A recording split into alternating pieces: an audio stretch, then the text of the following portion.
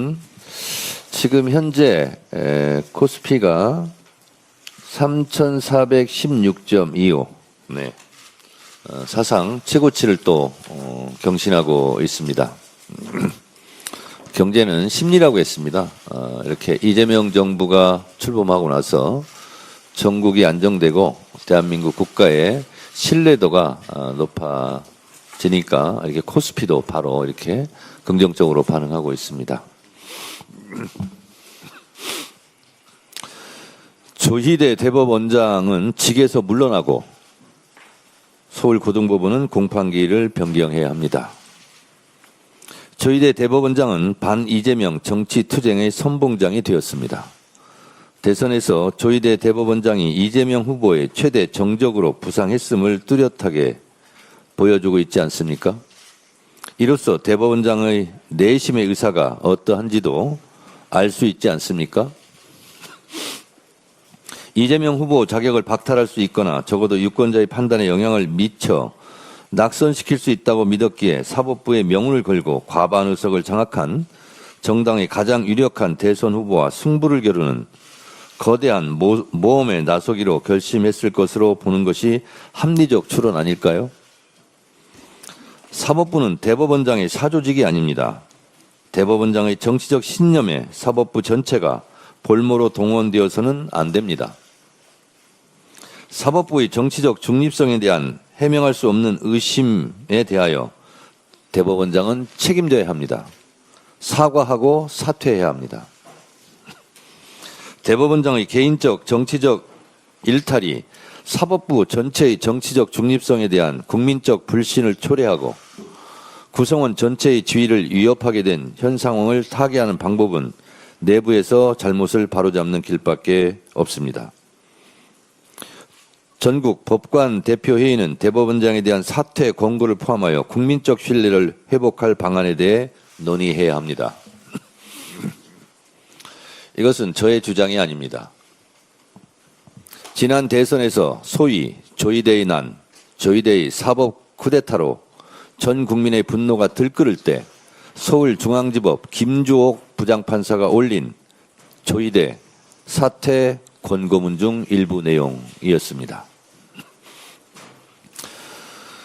조희대 대법원장에 대해 민주당이 압박한다고요? 재판 독립을 해친다고요? 천만의 말씀입니다. 조희대 대법원장은 이미 법원 내부에서 신뢰를 잃었고 대법원장직을 수행할 수 없을 만큼 편향적이라는 법원 내부의 평가가 그때 있었습니다. 재판 독립, 법원의 정치적 중립은 조희대 대법원장 본인 스스로 어긴 것 아닙니까? 지금이라도 사퇴하는 게 맞다고 저는 생각합니다. 조희대 대법원장이 알아야 할 것이 있습니다.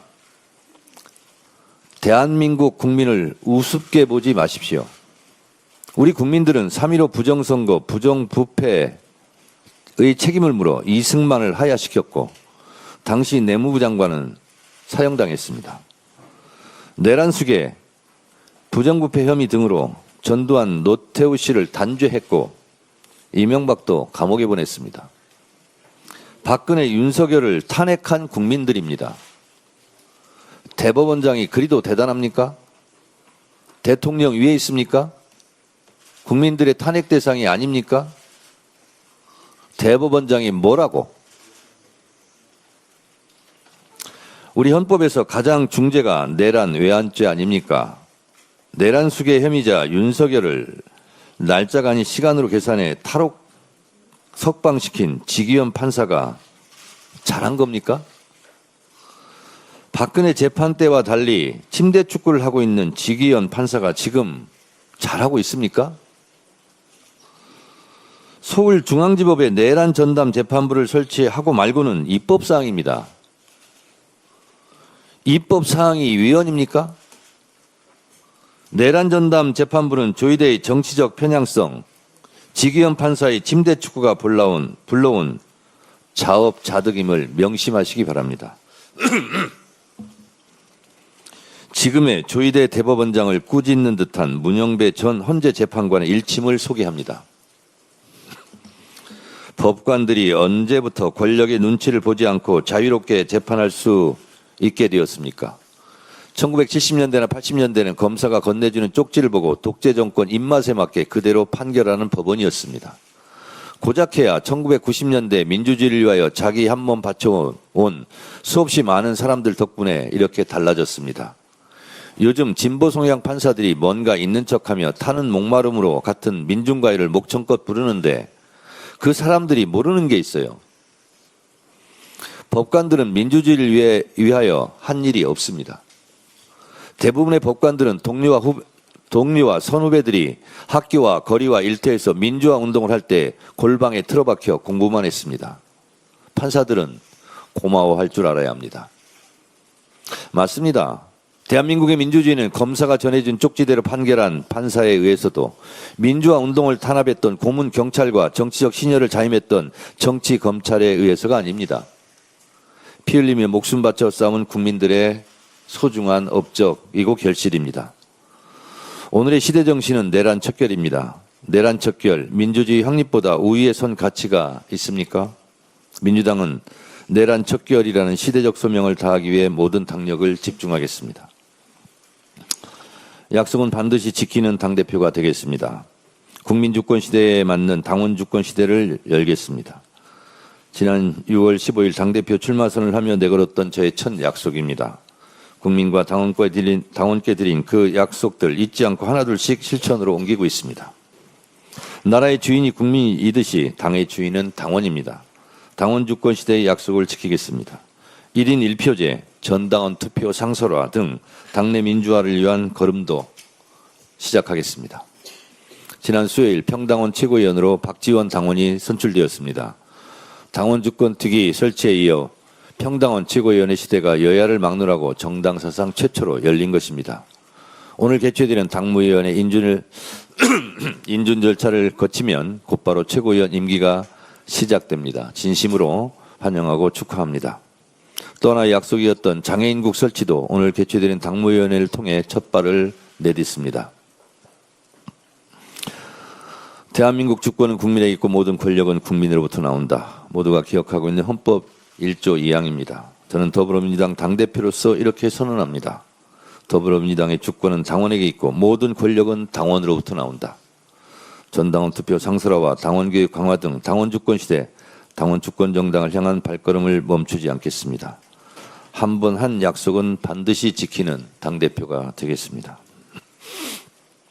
어제 삼청동 총리공관에서 당정대가 만났습니다. 더 소통하고 더 화합하기로 했습니다. 더 찰떡같이 뭉치고 차돌같이 더 단단하게 원팀 원보이스로 이재명 정부의 성공을 뒷받침하겠습니다. 당에서 발생한 모든 문제의 최종 책임은 당대표인 저에게 있습니다. 최종 책임이 당대표에 있기에 당무를 보다 더 철저하게 지휘하고 감독하고 체크하도록 하겠습니다. 잘못된 일이 있으면 지금까지 그래왔듯이 바로 즉시 바로잡겠습니다. 중요한 당내 사항은 제가 직접 구체적으로 일일이 점검하고 챙기겠습니다. 김병기 원내대표께서 여러 가지로 마음고생도 심하고 힘든 며칠을 보내신 것 같습니다. 우리 김병기 원내대표님께 위로드리고 더 힘내시라고 여러분 힘내시기 바랍니다. 네.